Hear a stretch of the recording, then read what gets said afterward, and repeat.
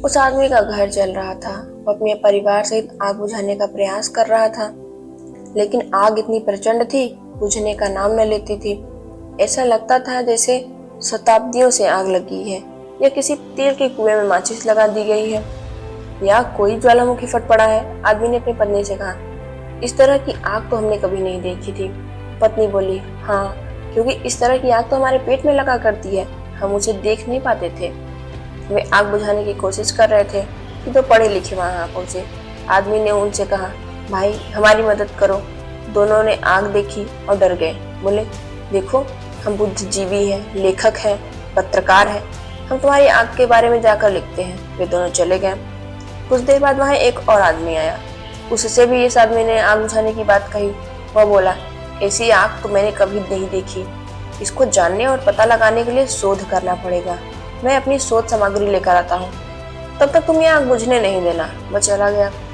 आदमी और उसका परिवार फिर आग बुझाने में जुट गए, पर आग थी कि काबू में न आती थी।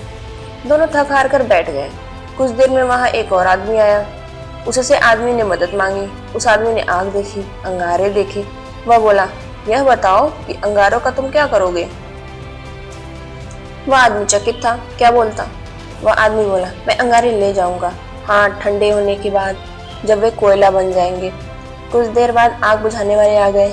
उन्होंने आग को जो विकराल रूप देखा तो छक्के छूट गए। उनके पास जो पानी था वह आग के बुझाता, उसके डालने से तो आग और भड़क जाती। दमकल वाले चिंता में डूब गए। उनमें से एक बोला, यह आग इसी तरह लगी रहे, इसी में देश की भलाई है। क्यों? एक आदमी ने पूछा। इसलिए कि इसको बुझाने के लिए पूरे देश में जितना पानी है उसका आधा तो चाहिए ही होगा। पर मेरा क्या होगा? देखो, तुम्हारा नाम Guinness book of world record में आ जाएगा, तुम्हारे साथ देश का नाम भी, समझे? दमकल वालों ने कहा। वह बातचीत हो रही थी कि विशेषज्ञों का दल वहां आ पहुंचा। वे आग देखकर बोले, इतनी विराट आग, इसका तो निर्यात हो सकता है, विदेशी मुद्रा आ सकती है, वह आग खाड़ी देशों में भेजी जा सकती है। दूसरे विशेषज्ञों ने कहा, वह आग तो पूरे देश के लिए सस्ती ऊर्जा का स्रोत बन सकती है। ऊर्जा की बहुत कमी है देश में हमारे। इस ऊर्जा से तो बिना पेट्रोल के गाड़ियां चल सकती हैं। यह ऊर्जा देश के विकास में महान योगदान दे सकती है। इस ऊर्जा से तो देश में एकता भी स्थापित हो सकती है। इसे और फैला दो, फैलाओ, वह आदमी चिल्लाया। हाँ, बड़े बड़े पंखे लगाओ, तेल डालो ताकि यह आग फैले। पर मेरा क्या होगा?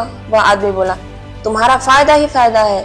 तुम्हारा नाम देश तो निर्माण के इतिहास में सुनहरे अक्षरों से लिखा जाएगा। तुम नायक हो।